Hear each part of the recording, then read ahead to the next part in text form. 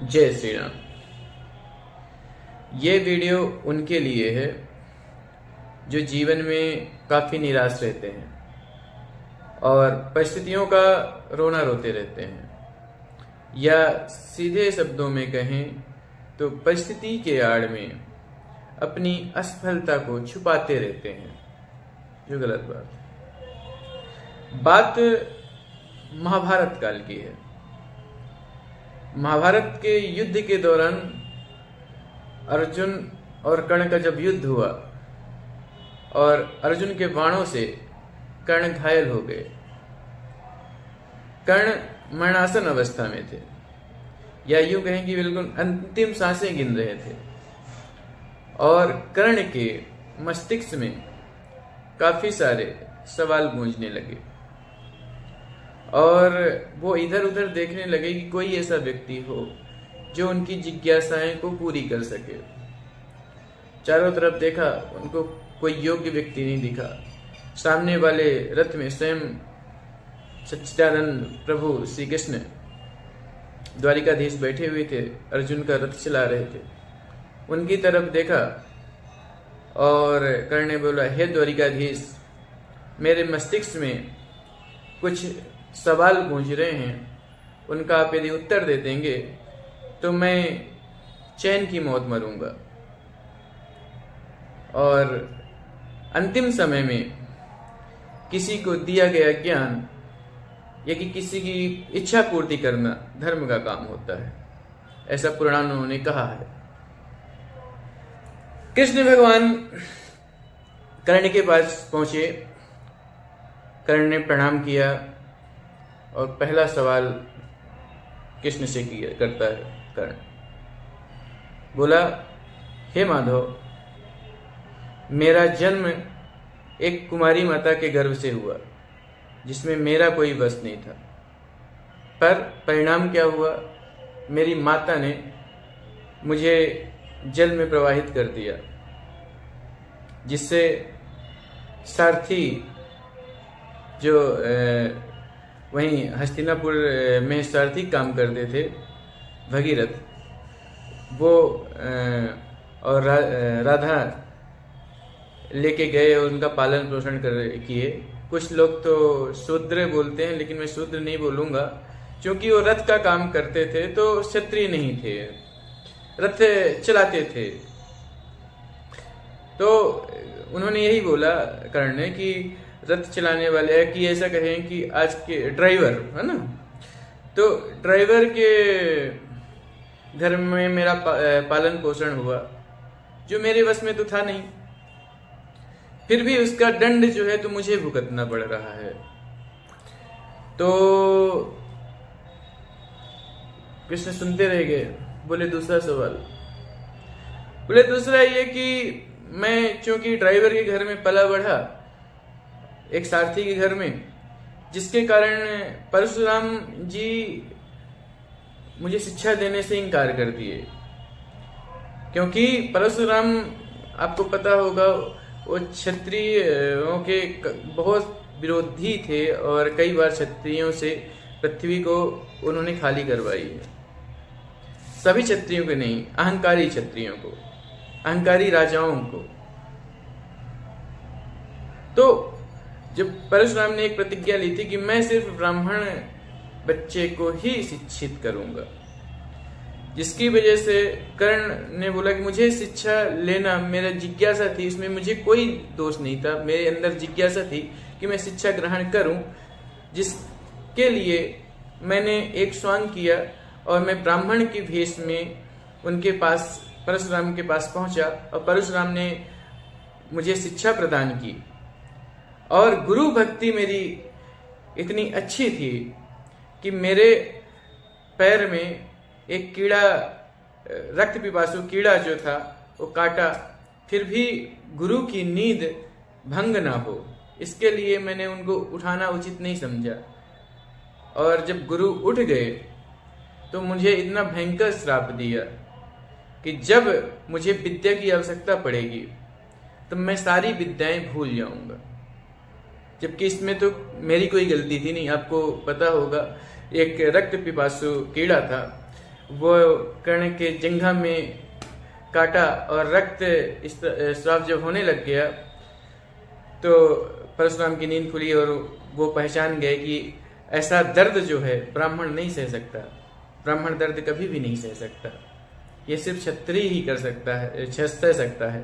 और चूंकि कर्ण तो सूर्यपुत्र थे, तो भयंकर पीड़ा सहने के बावजूद भी गुरु को तकलीफ ना हो तो उन्होंने बताया नहीं, और गुरु ने उनको श्राप दे दिया कि तुमको जब सबसे ज्यादा आवश्यकता पड़ेगी तब ये विद्या तुम भूल जाओगे। और आज जब मुझे सबसे ज्यादा आवश्यकता पड़ी, मैं जीवन का सबसे महत्वपूर्ण युद्ध लड़ रहा था अर्जुन के साथ, जब पूरे जीवन का मेरा लक्ष्य था कि अर्जुन के साथ मेरे युद्ध हो, फिर कृष्ण ने बोला ठीक, तीसरा क्वेश्चन बताओ आप।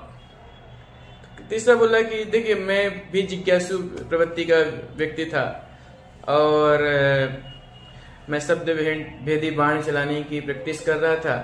उस समय एक बछड़े के ऊपर मेरा बाण जाके लग गया और बछड़ा तड़प तड़प के मरा, जिससे बछड़े की मालिक ने मुझे श्राप दिया कि जिस तरह बछड़ा मर रहा तड़प तड़प वैसे तुम भी तड़प तड़प मरोगे, जबकि उसमें भी मेरा कोई दोष नहीं था।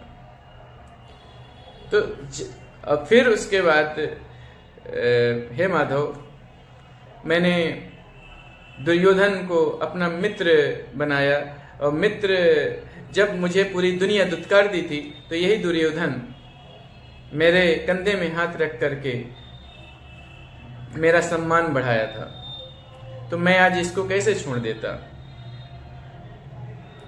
जब सारी दुनिया उनके विपरीत थी तो दुर्योधन ने मित्र धर्म निभाते हुए अपना एक राज्य अपने मित्र कर्ण को प्रदान कर दिया था, अंग देश का। तो उस मित्रता के कारण ही कर्ण ने आजीवन दुर्योधन की तरफ, और यह क्या है कि दुर्योधन के लिए सब कुछ न्यौछावर करने के लिए तैयार थे। तो माधव ने कहा कि कर्ण अब आपके सवाल खत्म हो गए हों तो फिर मैं कुछ जवाब दूं। बोले ठीक है माधव, बस इतना ही थी मेरी जिज्ञासा, यदि आप ये मेरी जिज्ञासाएं पूरी करेंगे तो मैं शांति की मौत मरूंगा। तो बोले कि जब मेरा, कृष्ण ने बोला कि देखो परिस्थितियों का जो हवाला है वो सूरवीर कभी नहीं देते, सूरवीर तो स्वयं परिस्थिति बनाते हैं। जो सूरवीर होते हैं वो किस्मत पे रोना नहीं रोते, किस्मत स्वयं बनाते हैं अपने कर्म से।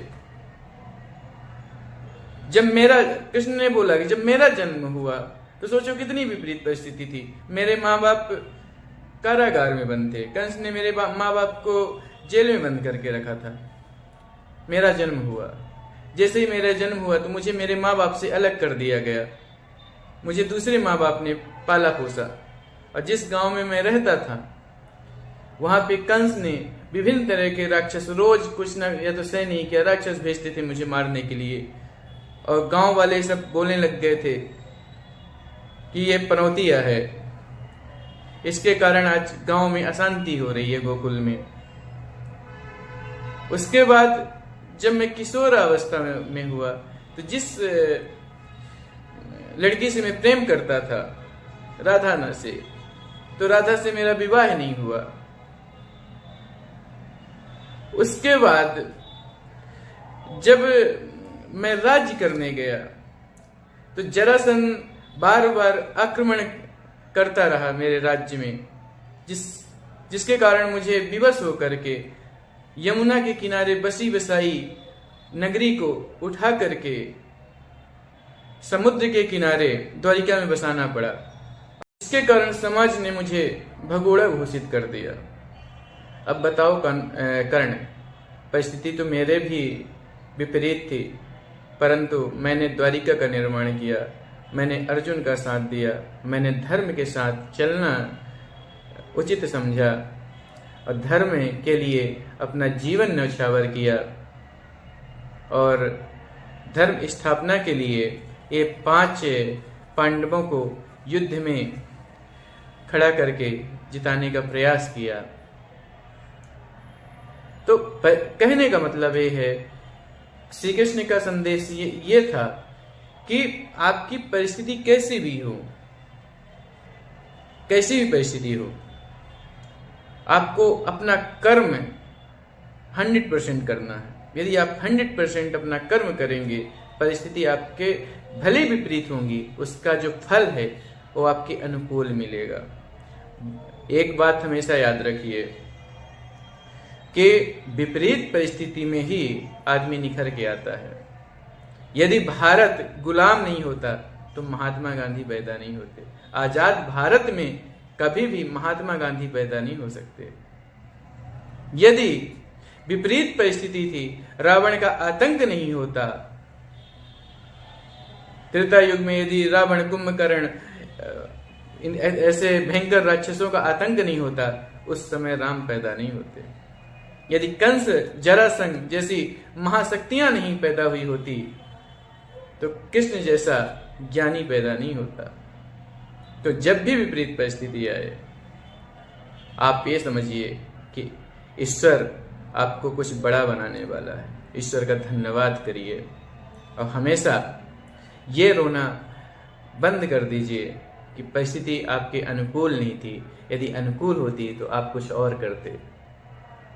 परिस्थिति यदि अनुकूल होगी तो आप अच्छी लाइफ तो जी सकते हैं, आप कंफर्ट जोन में रह सकते हैं, परंतु आप राम नहीं बन सकते, आप कृष्ण नहीं बन सकते, आप महात्मा गांधी नहीं बन सकते, आप बुद्ध नहीं बन सकते, आप महावीर नहीं बन सकते। इनके लिए, ये बनने के लिए विपरीत परिस्थितियों का होना अनिवार्य है। क्योंकि कोई